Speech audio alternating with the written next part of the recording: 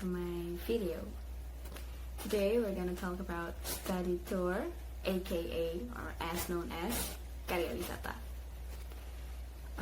Jadi apa sih karya wisata itu?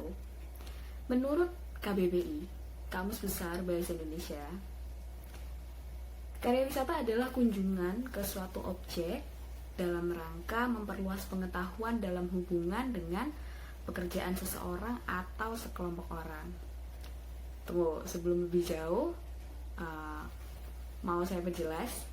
Hari ini saya mau membahas tentang karya wisata dalam bimbingan konseling karir. Apa sih bimbingan konseling karir itu? Gampangnya nih ya, bimbingan konseling itu kan macamnya ada banyak. Bukan macamnya, materinya itu kan ada banyak. Ada yang untuk pribadi, ada yang untuk sosial, ada yang untuk masalah belajar. Nah, karir ini juga salah satu bidang dalam bimbingan konseling yang menjadi pusat semacam bantuan lah untuk konseli, di mana konseli nanti akan dibantu dalam perencanaan karir ke depannya.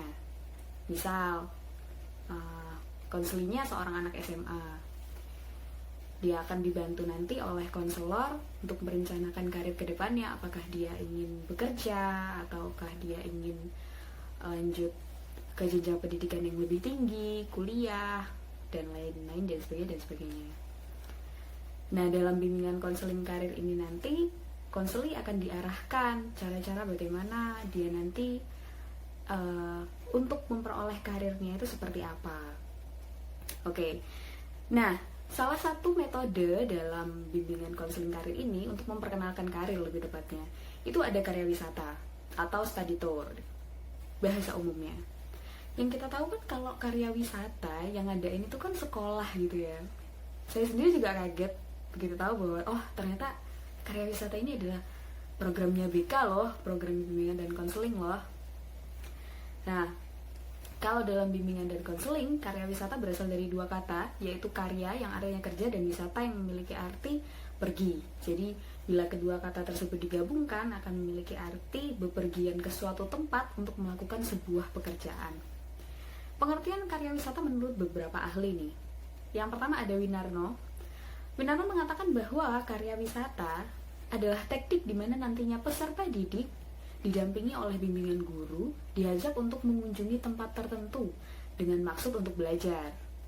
Berbeda halnya dengan tamasya, di mana seseorang pergi untuk mencari hiburan semata. Sedangkan kalau di sekolah ada dua program yang keluar sekolah mungkin. Yang pertama ada karya wisata dan yang kedua ada memang kegiatan tamasya yang biasanya diikuti oleh siswa yang semester akhir.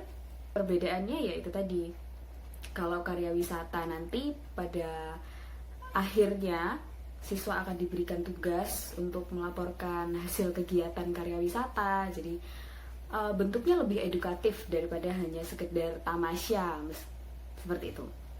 Oke. Yang kedua ada dari Jamarah, menyatakan bahwa teknik karya wisata ini merupakan teknik belajar yang dilaksanakan dengan mengajak peserta didik untuk mempelajari atau menyelidiki suatu ilmu. Jadi peserta didik ini diajak untuk mempelajari atau menyelidiki suatu ilmu. Jadi karya wisata ini bentuknya kan banyak. Bisa diajak ke museum, bisa diajak ke pabrik, bisa diajak ke tempat-tempat edukatif lainnya lah. Yang peserta didik dari tempat-tempat tersebut bisa memetik suatu ilmu atau suatu pengetahuan yang baru gitu, untuk dirinya. Oke. Terus ada tujuan karya wisata. Tujuan diadakannya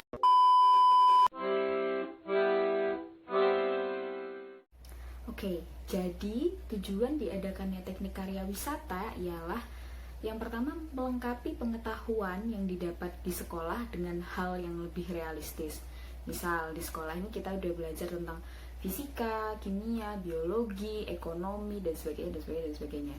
Nah, dalam karya wisata nanti akan semakin melengkapi nih tentang gimana sih praktek sehari-harinya fisika, praktek sehari-harinya pelajaran ekonomi itu seperti apa. Yang kedua ada menanamkan dan mengembangkan nilai moral peserta didik di antara peserta yang lainnya hingga orang lain. Ada peserta didik memperoleh pengalaman langsung dari objek yang dilihatnya. Peserta didik dapat belajar memecahkan persoalan yang dihadapinya dalam pelajaran. Dan yang terakhir, peserta didik mampu memahami pelajaran yang telah disampaikan. Nah, yang perlu diperhatikan dalam karya wisata ini adalah apakah cocok dengan jurusan atau pelajaran-pelajaran yang sedang atau dipelajari oleh peserta didik. Misal nih, jangan sampai kayak anak IPS gitu ya, terus karya wisatanya ke lembaga antariksa, loh salah gitu. Nah, terus manfaat diadakannya teknik karya wisata ialah sebagai berikut: memperluas minat dan perhatian peserta didik, memperkaya pengetahuan peserta didik, membuktikan benar atau tidaknya pengajaran yang telah didapatkan di sekolah.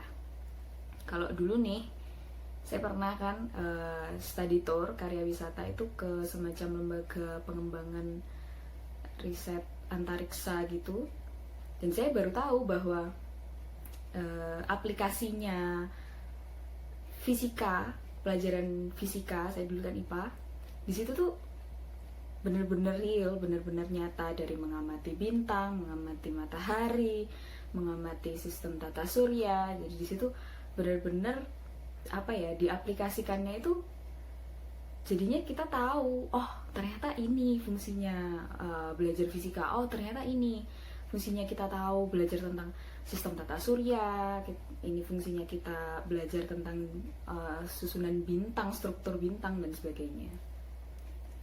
Lalu ada langkah-langkah pelaksanaan. Ada beberapa langkah-langkah yang perlu diperhatikan dalam menyelenggarakan teknik karya wisata. Yang pertama ada persiapan. Di tahap persiapan ini, yang jelas ya menetapkan tujuan yang jelas dong, tujuan pembelajarannya mau kemana, tempat yang dituju mau kemana, terus mempertimbangkan pemilihan teknik, jangan lupa menghubungi pihak-pihak atau tempat-tempat yang akan dikunjungi, lalu menyusun rencana, rundown, dan sebagainya, membagi tugas, dan mempersiapkan sarana, serta pembagian kelompok. Di tahap perencanaan, akan dilakukan beberapa hal seperti menentukan teknik pengumpulan data, baik berupa wawancara mungkin, atau pengamatan langsung, dokumentasinya seperti apa, lalu penyusunan acara selama kegiatan supaya tertib peserta didiknya dalam mengikuti acara karya wisatanya. Yang ketiga ada tahap pelaksanaan. Jadi pada tahap pelaksanaan ini peserta didik ya melaksanakan tugas sesuai dengan pembagian yang telah ditentukan, dan guru bertugas mengawasi dan membimbing para peserta didik. Saya masih ingat nih dulu waktu karya wisata waktu SMA itu sempat ke candi, belajar sejarah, terus ke yang tadi lembaga antariksa, belajar fisika dan sebagainya, terus ke mana lagi ya? Oh, ke tempatnya nginep itu adalah memang tempat untuk kayak outbound dan sebagainya. Jadi belajar tentang alam, belajar tentang biologi, belajar bikin kompos, belajar menyuling air, jadi dari air kotor jadi air bersih, tapi pakai barang-barang yang alami, pakai bahan-bahan yang alami gitu. Terus yang terakhir ada pembuatan laporan akhir karya wisata. Nah biasanya nih peserta didik itu kan agak mengeluhnya di sini. Jadi habis senang-senang mempelajari, terus pembuatan laporan akhir karya wisata. Tapi di sini peserta didik memang tujuannya adalah untuk melakukan diskusi, untuk istilahnya mereview ulang apa sih pelajaran-pelajaran yang sudah mereka dapatkan waktu karya wisata, apa sih ilmu-ilmu pengetahuan yang mereka dapatkan yang bisa mereka aplikasikan ke sehari-hari gitu, dari hasil dari karya wisata tadi. Nah, peserta didik di sini melakukan diskusi mengenai hasil karya wisata, menyusun laporan terhadap hasil pengamatan, menindaklanjuti hasil karya wisata seperti membuat gambar, grafik, produk mungkin, dan sebagainya. Jadi itu tadi penjelasan dari saya tentang study tour, aka karya wisata. Semoga bermanfaat. Terima kasih.